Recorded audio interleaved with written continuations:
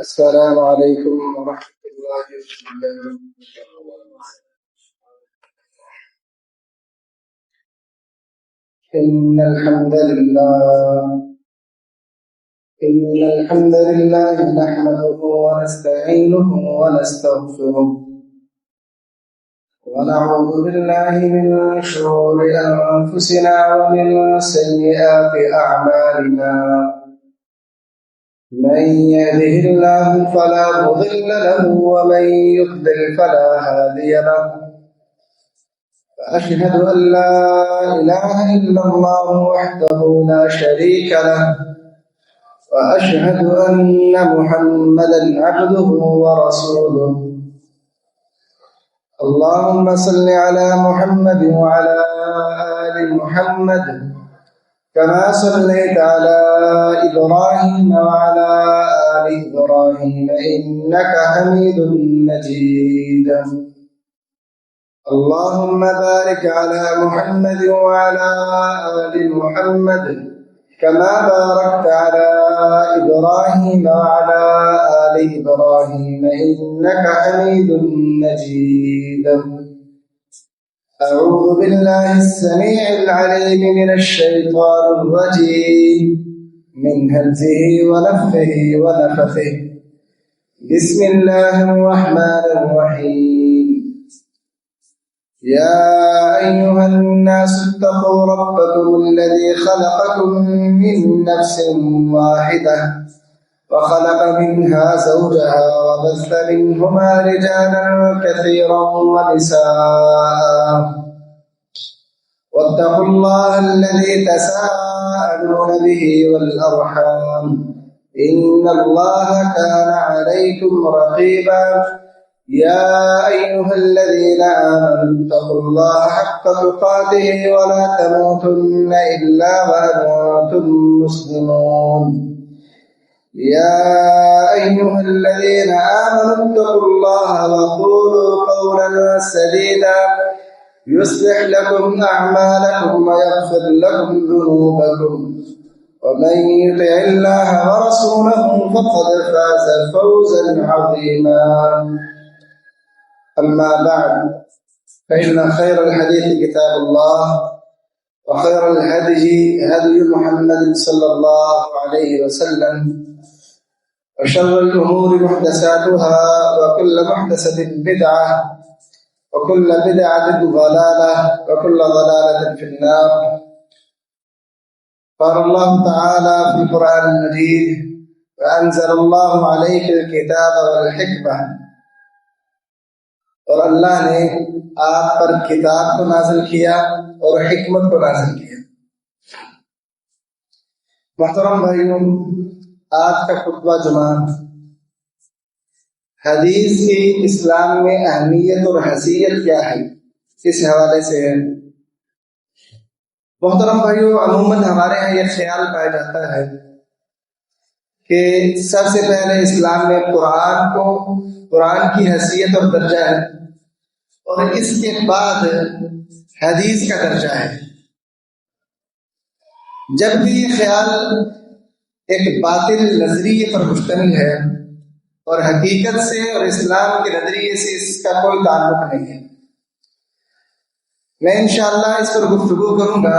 پہلے میں اپنا عقیدہ بتا دوں کہ اسلام کے نقطہ نظر سے قرآن اور حدیث ایک درجے میں ہیں.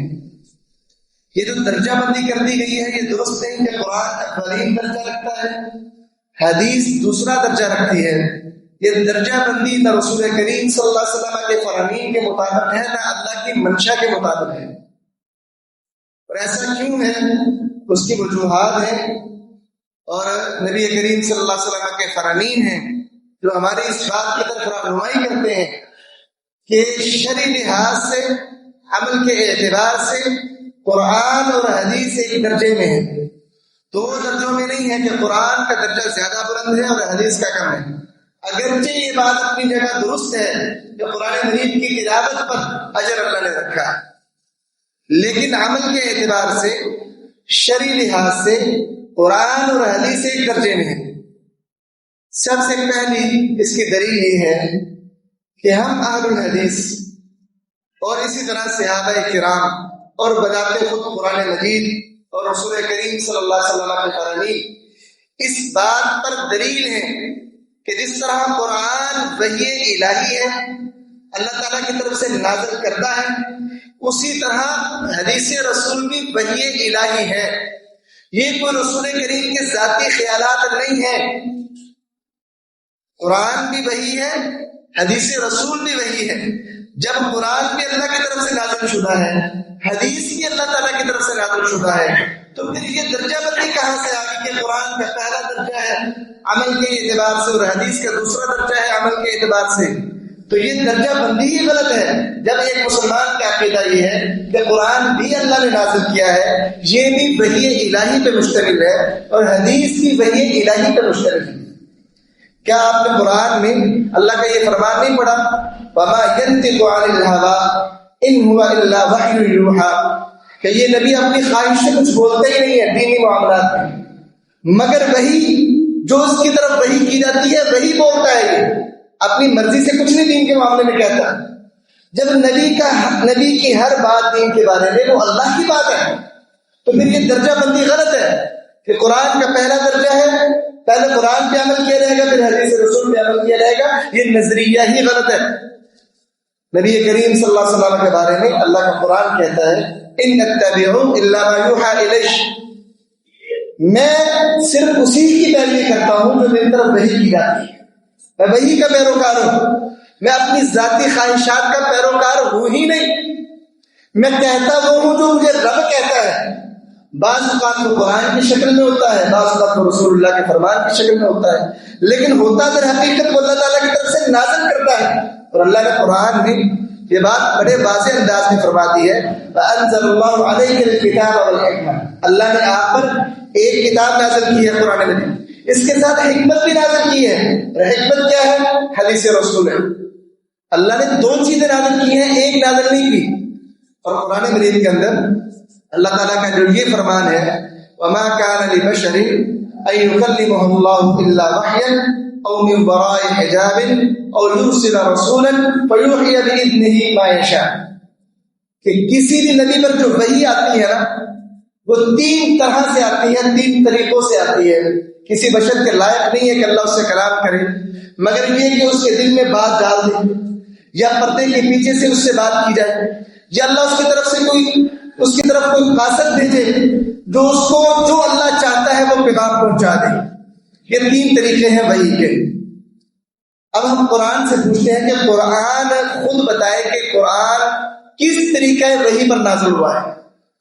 قرآن ہمیں بتاتا ہے کہ قُلْ مَنْ كَانَ عَدُوًّا لِجِبْرِيلَ فَإِنَّهُ نَزَّلَهُ عَلَىٰ قَلْبِكَ بِإِذْنِ اللَّهِ، کہہ دیجیے جو کوئی ہے جبریل کا دشمن کہ بے شک اس نے اس قرآن کو آپ کے دل پر اللہ کے حکم سے نازل کیا ہے۔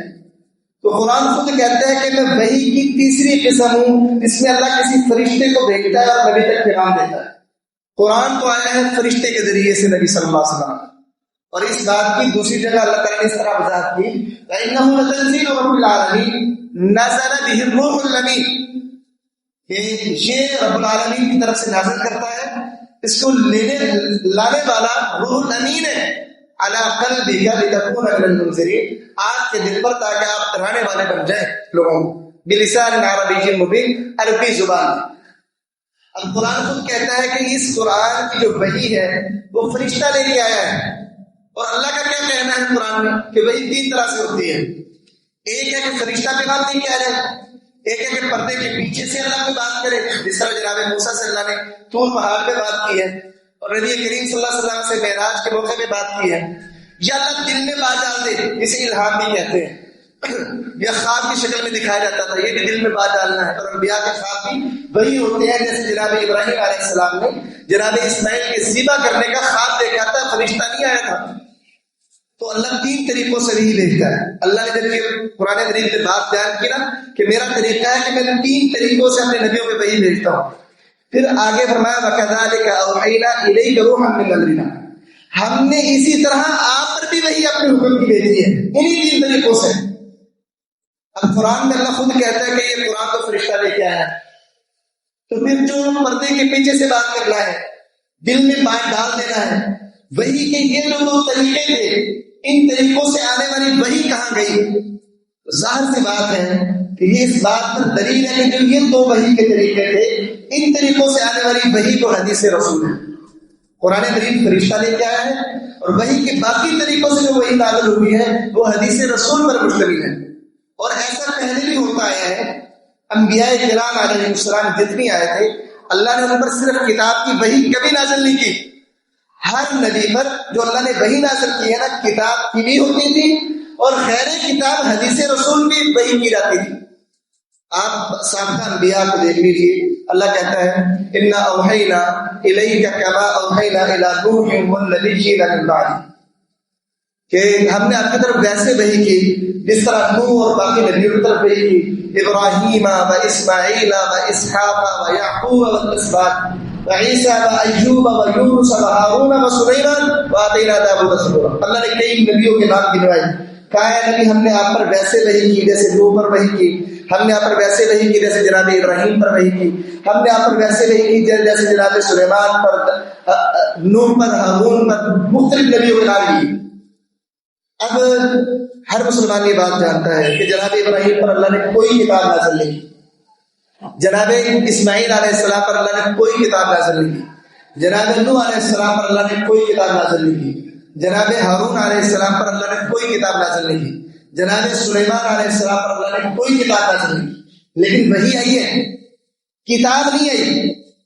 اس کا معنی کیا ہے کہ کتاب نہیں آئی، وحی آئی ہے، یعنی جو اللہ وحی نازل کرتا ہے لازم نہیں کہ وہ کتاب پر ہی مشتمل ہو جو اللہ تعالیٰ کی طرف سے نازل ہو رہی ہے۔ کتاب کے علاوہ بھی اللہ اپنے نبیوں کی طرف وحی نازل کرتا ہے، اور اس کی بھی وہی حیثیت ہوتی ہے جو کتاب کی حیثیت ہوتی ہے۔ جناب موسیٰ علیہ السلام کے بارے میں اگر آپ نے کچھ پڑھا ہے تو آپ جانتے ہوں گے کہ انہیں جو تورات ملی ہے نا، یہ فرعون سے نجات حاصل کر لینے کے بعد ملی ہے۔ جب ساری قوم فرعون سے نجات کر کے اس میدان میں ٹھہری تو حضرت موسیٰ اللہ احکم الحاکمین سے ملاقات کے غرض سے گئے تو اللہ تعالیٰ نے تب تختی کی شکل میں تورات دی، لیکن اس سے پہلے جتنی وحی تھی وہ کتاب تو تھی نہیں، تو پھر وہ وحی کس چیز کی تھی؟ جناب موسیٰ کا فرعون کے ساتھ جو مکالمہ تھا اور پھر فرعون کا مقابلہ کرنا، بنی اسرائیل کو نکالنا، وہ ساری حدیث پر مشتمل وحی تھی۔ اللہ اپنے نبیوں کی طرف کتاب کی بھی وحی کرتا ہے، حدیث کی بھی وحی کرتا ہے۔ اس لیے ہم کہتے ہیں کہ جس طرح کتاب اللہ کی وحی ہے، حدیث رسول بھی اللہ کی وحی ہوتی ہے۔ اس لیے حدیث رسول اور کتاب اللہ عمل کے لحاظ سے درجے میں برابر ہے، کیونکہ کتاب اللہ بھی وحی الہی ہے، حدیث رسول بھی وحی الہی ہے۔ ان میں یہ جو درجہ بندی کر دی جاتی ہے نا، کتاب اللہ کا پہلا درجہ ہے اور حدیث رسول کا دوسرا ہے۔ کیوں نہیں؟ کیونکہ کتاب اللہ کی طرف سے ہے، حدیث رسول کی طرف سے ہے۔ غلط بات ہے، حدیث رسول کی طرف نہیں، رسول کریم نے صرف پیغام پہنچایا ہے، حدیث بھی اللہ تعالیٰ کی طرف سے ہے۔ اور یہاں بھی یہ بات بھی یاد رکھیے، حدیث کے اندر بہت سی ایسی حدیثیں ہیں جن میں آپ یہ پڑھتے ہو کہ اللہ تعالیٰ نے فرمایا، حدیث قدسی کہ اللہ تعالیٰ کہتا ہے کہ میں اپنے بندے کے گناہ کا مطابق ہوتا ہوں، اللہ تعالیٰ کہتا ہے کہ میں رات کے آخری حصے میں آسمان دنیا پہ آتا ہوں۔ یہ کس بات کی دلیل ہے کہ یہ جو حدیثی ہیں یہ بھی اللہ کے رسول اللہ سے بیان کرتے ہیں، اپنی طرف سے باتیں بیان نہیں کرتے اللہ کے رسول۔ اس لیے محترم بھائیوں، جس طرح قرآن پر عمل ضروری ہے، حدیث رسول پر عمل ضروری ہے، درجے میں عمل کے اعتبار سے ان دونوں میں کوئی فرق نہیں۔ قرآن کی ایک آیت کا منکر کافر ہے، رسول کریم سے ثابت شدہ ایک حدیث کا منکر بھی کافر ہے۔ اس طرح قرآن کی ایک آیت کا منکر کافر ہے، اس طرح حدیث رسول جو ثابت شدہ حدیث ہے اس کا بھی منکر کافر ہے۔ اور جس طرح قرآن پر عمل کرنا از حد ضروری ہے، حدیث رسول پر عمل کرنا بھی اسی طرح سے ضروری ہے۔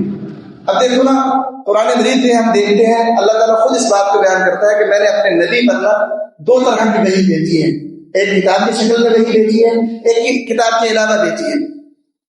جو تھے نا منافق لوگ اور کفار، یہ رسول کریم سے ایک مطالبہ کیا کرتے تھے کہ اللہ کے رسول آپ نا اس قرآن کو بدل کے کوئی اور قرآن لے آئے، یہ اس قرآن میں کچھ تبدیلی اس میں کر دیں۔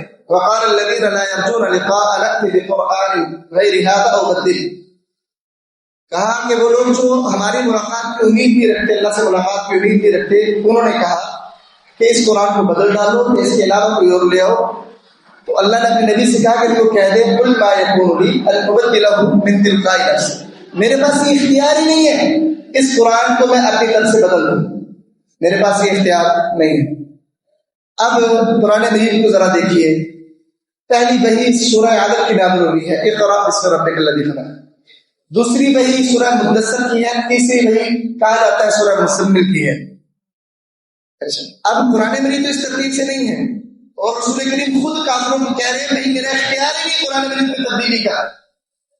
تو پھر یہ جو قرآن کی ترتیب لگائی گئی ہے، ظاہر سی بات ہے کہ یہ ترتیب اللہ کے رسول نے لگوائی ہے۔ تو کیا اللہ کے رسول اپنی طرف سے ترتیب لگوانے کا اختیار رکھتے ہیں؟ جبکہ اللہ کے رسول خود کہہ رہے ہیں، اللہ نے اپنے نبی سے کہلوایا ہے کہ ان کافروں کو کہہ دو میں تبدیلی کا حق رکھتا ہی نہیں ہوں اپنی طرف سے، اختیار ہی نہیں ہے میری طرف سے۔ اور قرآن میں کہیں آپ کو نہیں ملے گا کہ اللہ نے کہا ہو پہلی سورۃ الفاتحہ ہوگی، دوسری بقرہ ہوگی، تیسری آل عمران ہوگی، چوتھی نساء ہوگی۔ اللہ نے کوئی ترتیب قرآن میں نہیں لگوائی، لیکن لگوائی اللہ نے ہے، لیکن قرآن میں مذکور نہیں ہے۔ اس کا مطلب کیا ہے کہ اللہ نے اپنے نبی پر قرآن نازل کیا ہے، ساتھ ایک اور وحی بھی نازل کی ہے جس کو حدیث کہا جاتا ہے۔ ایک تو قرآن نازل کیا ہے نا، ساتھ اپنے نبی پر ایک اور وحی بھی نازل کی ہے جس کو حدیث رسول کہا جاتا ہے، جس کے نتیجے میں قرآن کی یہ ترتیب لگی ہے۔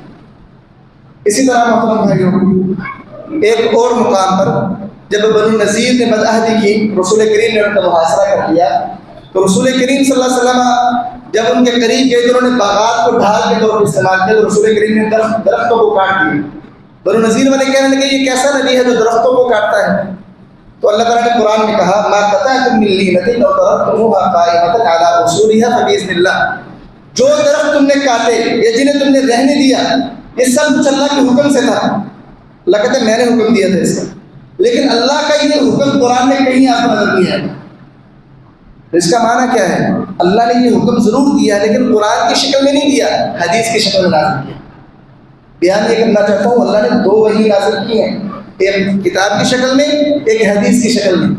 اسی طرح اللہ تعالیٰ قرآن مجید میں کہتا ہے وَمَا جَعَلْنَا الْقِبْلَةَ الَّتِي كُنْتَ عَلَيْهَا إِلَّا لِنَعْلَمَ مَن يَتَّبِعُ الرَّسُولَ مِمَّن يَنقَلِبُ عَلَىٰ عَقِبَيْهِ۔ یہ جو قبلہ بیت المقدس ہے ہم نے اسے مقرر کیا ہے تاکہ ہم جان لیں کون رسول کی پیروی کرتا ہے اور کون اپنی ایڑیوں کے بل لوٹ جاتا ہے۔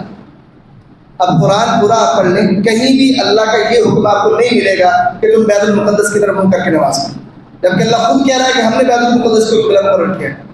تو اس کا معنی کیا ہے؟ اللہ نے یہ حکم ضرور دیا ہے بیت المقدس کو قبلہ مقرر کرو، لیکن کتاب کی شکل میں نہیں، قرآن کی آیت کی شکل میں نہیں، حدیث رسول کی شکل میں۔ تو حدیث جو ہوتی ہے یہ بھی اللہ تعالیٰ کی طرف سے نازل شدہ ہوتی ہے، جس طرح قرآن اللہ تعالیٰ کی طرف سے نازل شدہ ہے۔ اس لیے حدیث اور قرآن میں فرق نہیں کرنا چاہیے، یہ دونوں اللہ تعالیٰ کی طرف سے نازل شدہ ہیں۔ جس طرح قرآن یقینی ہے، حدیث رسول بھی یقینی ہے۔ محترم بھائیوں، اگر نبی کریم صلی اللہ علیہ وسلم اپنی طرف سے احادیث بیان کرتے ہوتے اور اپنی طرف سے باتیں کہتے ہوتے تو اللہ تعالیٰ نے تو بڑی سخت بات کی ہے، وَلَوْ تَقَوَّلَ عَلَيْنَا بَعْضَ الْأَقَاوِيلِ، اگر یہ نبی اپنی طرف سے کوئی باتیں کہہ کے ہمارے پردے باندھ دیتا لَأَخَذْنَا مِنْهُ بِالْيَمِينِ، ہم اپنے دائیں ہاتھ سے اس کو پکڑتے، ثُمَّ لَقَطَعْنَا مِنْهُ الْوَتِينَ، اس کی شاہ رگ کو کچل ڈالتے۔ لگتا ہے کہ اگر نبی اپنی طرف سے کوئی بات کہتا اور ہماری طرف لگا دیتا تو ہم تو اس نبی کی شاہ رگ کو پکڑ لیتے، کچل ڈالتے اس نبی کی شاہ رگ کو۔ جبکہ بڑی احادیث میں یہ ہے کہ اللہ کے رسول کہتے ہیں اللہ کہتا ہے، تو اس کا معنی کیا ہے کہ حدیث کو جو اللہ کے رسول اللہ کی طرف منسوب کرتے ہیں تو اس کا مطلب یہ ہے کہ یہ حدیث بھی اللہ کی طرف سے نازل کرتا ہے، نبی کریم کے ذاتی خیالات نہیں ہیں۔ اچھا، یہ ساری وضاحت کرنے کی ضرورت مجھے کیوں پیش آ رہی ہے؟ آپ حیران ہوں گے کہ یہاں پاکستان میں باقاعدہ چھپتا ہے ایک قرآن جس کی تفسیر غلام احمد پرویز تھا، بظاہر اپنے آپ کو منکرین حدیث نہیں کہتا تھا، لیکن وہ یہ کہتا تھا یہ جو قرآن کی وضاحت حدیث کی شکل میں موجود ہے یہ اللہ کے رسول کے دور تک تھی، اللہ کے رسول نے ان حالات کو دیکھا، ان حالات کو دیکھ کر اللہ کے رسول نے وضاحت کر دی۔ اب ہر دور میں ہر بندہ اپنے حساب سے اس قرآن کی وضاحت کرے، حدیث کا منکر تھا، اور اس موجودہ دور کے اندر بھی کئی ایک منکرین حدیث ہیں جن میں سے جوید غامدی بھی ایک نام ہے۔ میں اس پر زیادہ تفصیل سے بات نہیں کروں گا کیونکہ وقت تھوڑا ہے اور باتیں زیادہ ہیں۔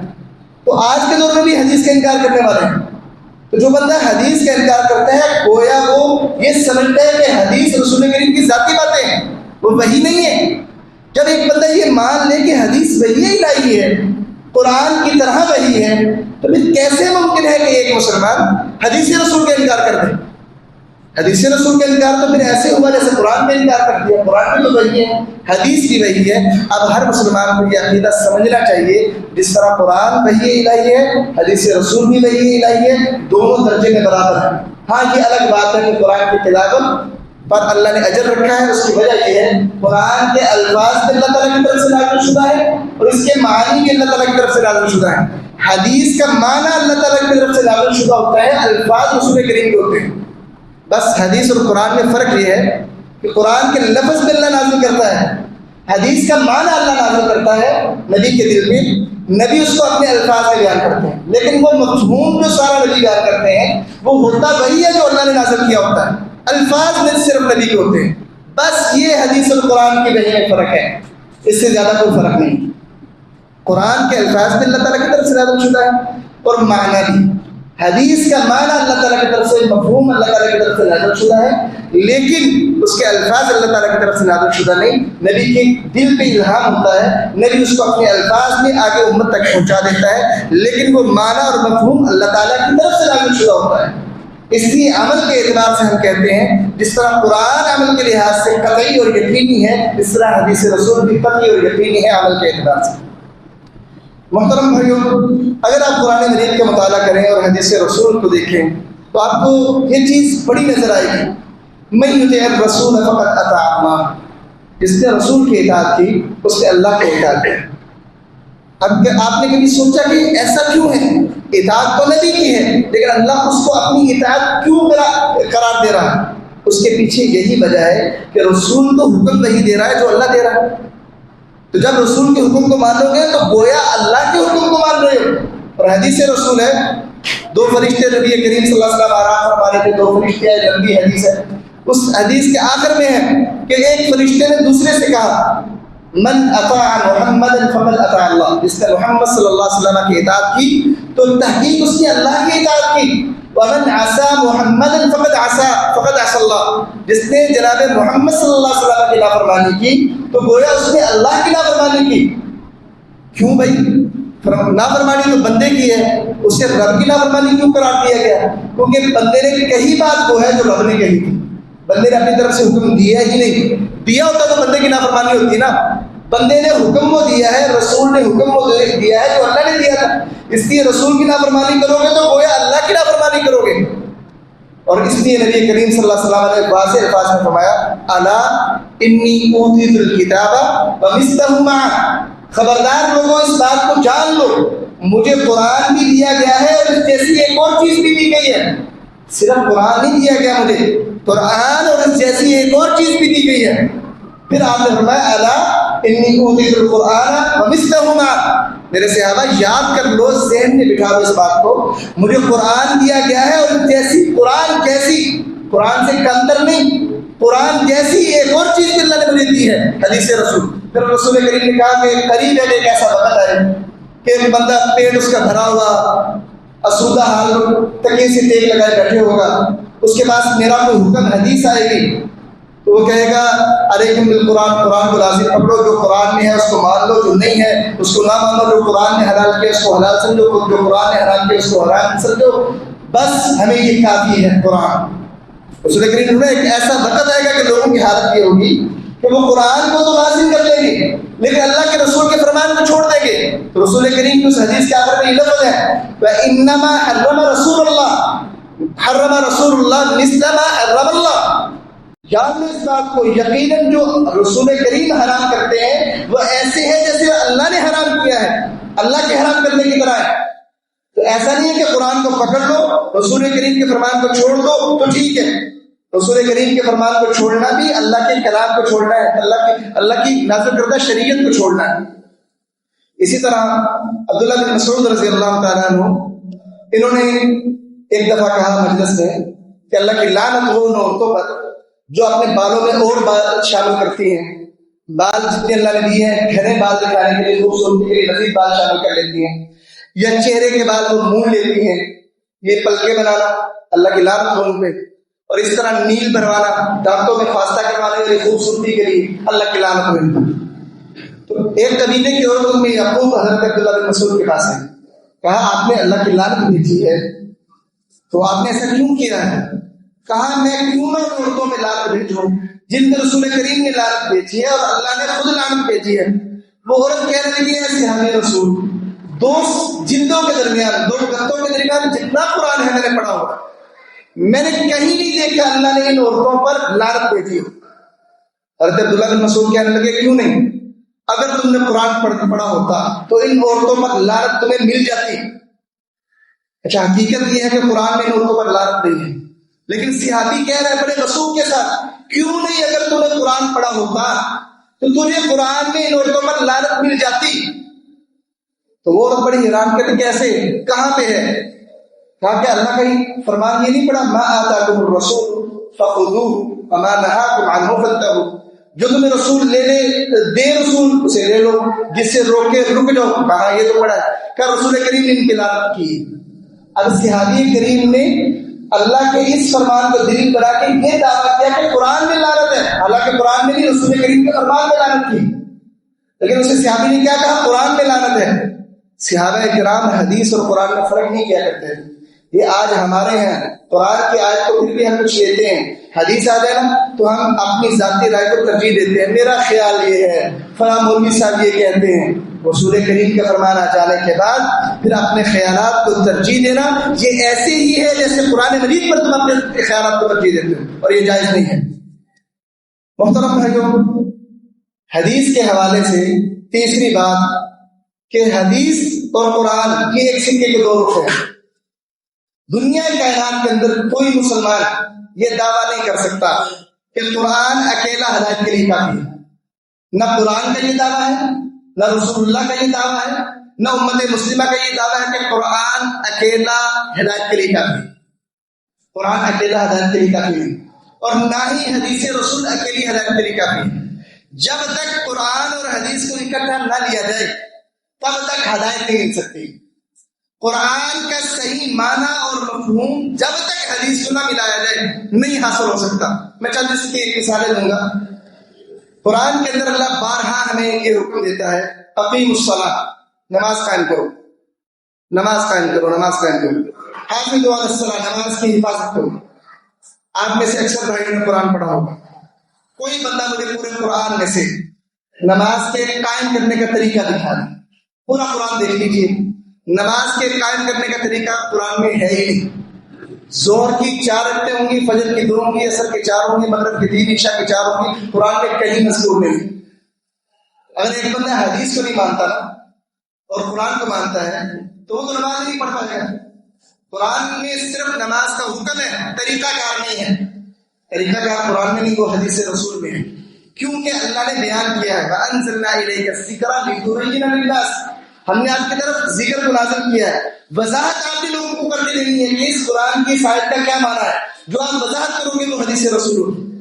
اللہ نے واضح الفاظ میں کہا ثُمَّ إِنَّ عَلَيْنَا بَيَانَهُ، یہ قرآن ہم نے نازل کیا ہے، اس کی وضاحت بھی ہم رب کے ذمے ہے، ہم اس کی وضاحت بھی اپنے نبی کے ذریعے کروائیں گے۔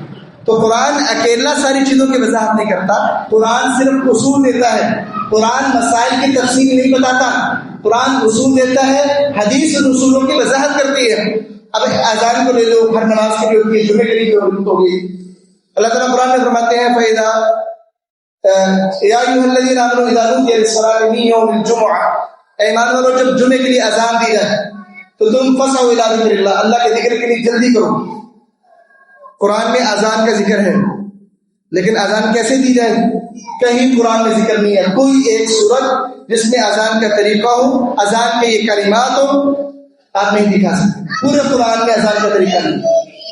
تو جب تک قرآن اور حدیث کو ملاؤ گے نہیں، آپ قرآن کو سمجھ ہی نہیں سکتے۔ قرآن فہمنے کے لیے حدیث لازمی جز ہے، اور جو حدیث کو چھوڑ دے گا وہ نماز کا انکار کر دے گا۔ اور آج ہمارے ملک کے اندر ایک ایسا گروہ ہے جو اپنے آپ کو اہل القرآن کہتا ہے، حدیث کا منکر ہے، وہ کہتا ہے نماز کی سجدے رکوع والی ہے ہی نہیں۔ نماز کا معنی ہے دین کی دعوت کے لیے اکٹھے ہونا، یہ نماز کا معنی ہے۔ تو جب بندہ حدیث کو چھوڑے گا نا تو پھر نماز کا منکر بن جائے گا۔ آپ دیکھو حج کتنی بڑی عبادت ہے، اللہ قرآن میں کہتا ہے وَأَتِمُّوا الْحَجَّ وَالْعُمْرَةَ لِلَّهِ، اللہ کے لیے حج اور عمرے کو پورا کرو۔ قرآن میں کہیں بھی حج کا مکمل طریقہ آپ کو مذکور نہیں ملے گا. اسی طرح اللہ تعالیٰ قرآن مجید میں کہتا ہے قُلْ لَا أَجِدُ فِي مَا أُوحِيَ إِلَيَّ مُحَرَّمًا عَلَىٰ طَاعِمٍ يَطْعَمُهُ إِلَّا أَن يَكُونَ مَيْتَةً أَوْ دَمًا مَسْفُوحًا أَوْ لَحْمَ خِنزِيرٍ. فرمایا کہ اے نبی آپ ان سے کہہ دیجیے جو میری طرف وحی اتاری گئی ہے میں اس میں کوئی چیز حرام نہیں پاتا کھانے والے کے لیے سوائے مردار کے، خون کے اور خنزیر کے گوشت کے. صرف یہ حرام ہے. اور قرآن کی آیات اس پر دلیل ہے کہ قرآن کے اندر جو حرام چیزیں ہیں نا وہ کیا ہے؟ خون حرام ہے، مردار حرام ہے، خنزیر کا گوشت حرام.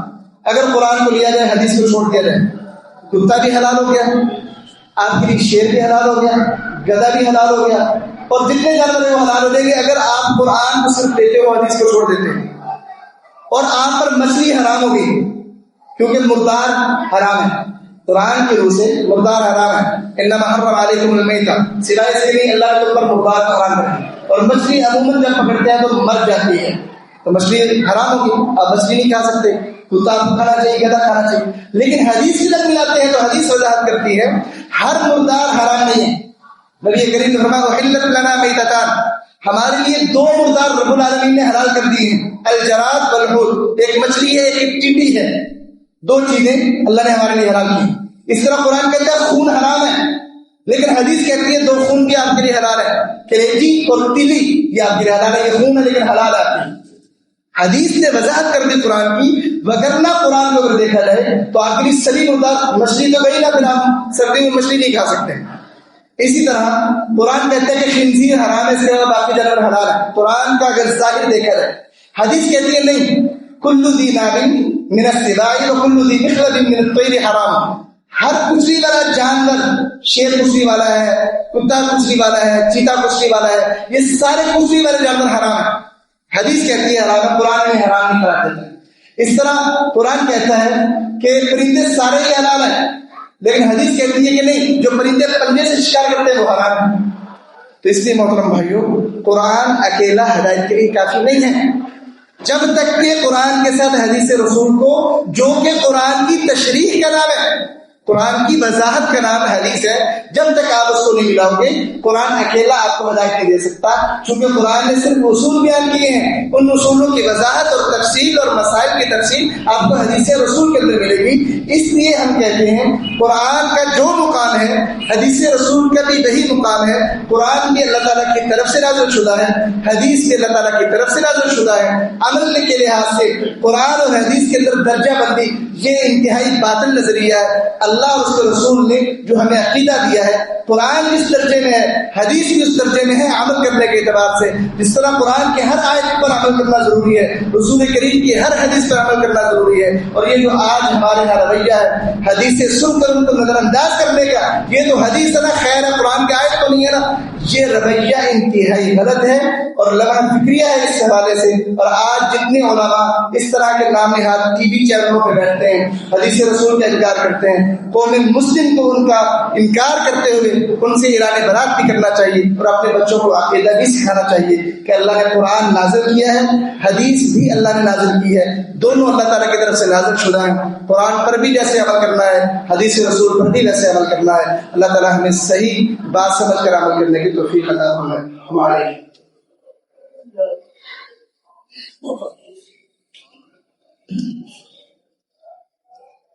إن الحمد لله نحمده ونستعينه ونستغفره ونعوذ بالله من شرور أنفسنا ومن سيئات أعمالنا، من يهده الله فلا مضل له ومن يضلل فلا هادي له. أشهد أن لا إله إلا الله وحده لا شريك له وأشهد أن محمدا عبده ورسوله صلى الله عليه وسلم. محترم بھائیوں، 11 مئی بروز اتوار بعد از نماز عشاء اسی مسجد کے اندر حافظ عبدالرؤوف حفظہ اللہ اور نصر جوید حفظہ اللہ تعالی یہ آ رہے ہیں یہاں پہ، تو حالات حاضرہ کے حوالے سے، جہاد کے حوالے سے آپ سے گفتگو کریں گے.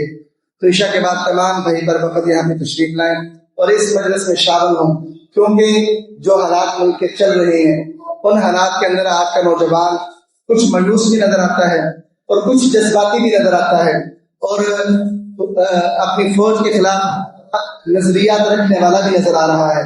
تو لازم ہے کہ ایسے وقت میں نظریات کی اصلاح ہو. تو اس لیے آپ تمام بھائی یہاں پہ تشریف لائیں. ہر بندے کو ہر بات کا علم نہیں ہوتا، یہ لوگ وہ ہیں کہ جن کی رسائی ہے اوپر تک، تو یہ آپ کو ہو سکتا ہے کہ ایسی باتیں بتائیں جن سے آپ کے دل کی تسلی بھی ہو، آپ کو اطمینان بھی ہو۔ اور دوسری میری گزارش یہ ہے کہ ملکی حالات جو ہیں، آج ہر طرف فوج کو برا بھلا کہا جا رہا ہے کہ انہوں نے ہمارے شہروں کے اندر آ کر حملہ کیا اور یہ کر دیا یہ کر دیا، فوج افواج پاکستان پہ حملہ کیوں نہیں کرا اور ڈرون اتنی اندر تک کیوں نہیں آئے۔ میں اس پر کوئی فوج کا نمائندہ بن کے یہاں پہ وضاحت دینے نہیں آیا، میں صرف یہ بتانا چاہتا ہوں کہ رسول کریم صلی اللہ علیہ وسلم کی زندگی میں ایک واقعہ ایسا ہوا کہ صلح حدیبیہ کا موقع تھا، کفار مکہ نے آپ کو مکے میں داخل ہونے سے روک دیا، رسول کریم عمرے کی نیت سے آئے تھے۔ اب وہاں پہ جو شرائط طے پائی نا وہ بڑی ایسی تھی کہ لگتا تھا جیسے مسلمان شکست کھا گئے۔ ان میں ایک شرائط یہ تھی کہ کوئی مسلمان مکے سے مدینہ بھاگ کے آئے گا تو مسلمانوں سے واپس کریں گے، اور اگر اس کو واپس کریں گے اور اسی طرح کوئی مشرک ان کے پاس آتا ہے تو وہ بھی واپس جائے گا۔ مسلمان بندہ جو مکے سے قید تھا وہ بھاگے کے مسلمانوں کے پاس آتا ہے، مسلمانوں سے اپنے پاس رکھ نہیں سکتے، اسے واپس بھیجنا لازمی ہوگا۔ اس سال ہم مسلمانوں کو عمرہ نہیں کرنے دیں گے، مسلمانوں کو واپس آنا پڑے، اور اس کے علاوہ بھی کئی بڑی سخت شرائط تھی۔ تو حضرت عمر نے یہ کتنا کہہ دیا کہ اللہ کے رسول ہم حق پر نہیں ہیں، حق پر ہے اللہ کے رسول پر ہم دب کر یہ معاہدہ کیوں کریں؟ پھر اللہ کے رسول نے کہا عمر میں وہ جانتا ہوں تو نہیں جانتا۔ حضرت عمر حضرت ابوبکر کے پاس گئے، اے ابوبکر ہم حق پر نہیں ہیں، حق پر ہیں، تو پھر ہم یہ معاہدہ کیوں کریں جبکہ ہم حق پر ہیں؟ تو حضرت ابوبکر کہنے لگے اللہ اس کا رسول جیسے کہتے ہیں جو بہتر سمجھتے ہیں وہ کرتے ہیں، میں انہیں کے ساتھ ہوں۔ تو بعض حالات ایسے ہوتے ہیں کہ لگتا ہے کہ ہمارے لیے مناسب نہیں ہے، ہم شکست کھا گئے ہیں یا ہماری شایان شان نہیں ہے، لیکن اس کے پیچھے کوئی حکمت ہوتی ہے جو ہمیں علم نہیں ہوتا۔ اس صلح حدیبیہ کو اللہ نے قرآن میں کہا انا فتحنا لک فتحا مبینا، کہ یہ بہت بڑی واضح فتح ہے، لیکن مسلمانوں نے اسے کیا سمجھا؟ وقتی طور پہ شکست۔ میں یہ گزارش کرنا چاہوں گا کہ آپ کچھ حوصلہ رکھیے، یہ سوشل میڈیا پر آپ جو کام کرتے ہو، دشمن میڈیا اس کو اپنے چینلوں میں چلاتا ہے، کہتے ہیں پاکستان کے عوام ان کے اندر یہ ہو رہا ہے۔ اور رات کی خبریں میں انڈیا کی سن رہا تھا تو وہ کہہ رہے تھے کہ آج رات آصم منیر رات میں نکال پائے گا، عوام اس کے خلاف کھڑی ہوئی ہے، مظاہرے ہو رہے ہیں، صبح تک آصم منیر سائڈ ہو جائے۔ شہید دشمن کو اس جنگی حالات کے اندر کوئی موقع نہ دے، افواج پاکستان کے ساتھ کھڑے ہو رہے ہیں، صبر کریں، انشاءاللہ اللہ کی مدد اور فتح ہمارے ساتھ ہو۔ أما بعد فإن خير الحديث كتاب الله وخير الهدي هدي محمد صلى الله عليه وسلم وشر الأمور محدثاتها وكل محدثة بدعة وكل بدعة ضلالة وكل ضلالة في النار. سبحان ربك رب العزة عما يصفون وسلام على المرسلين والحمد لله رب العالمين.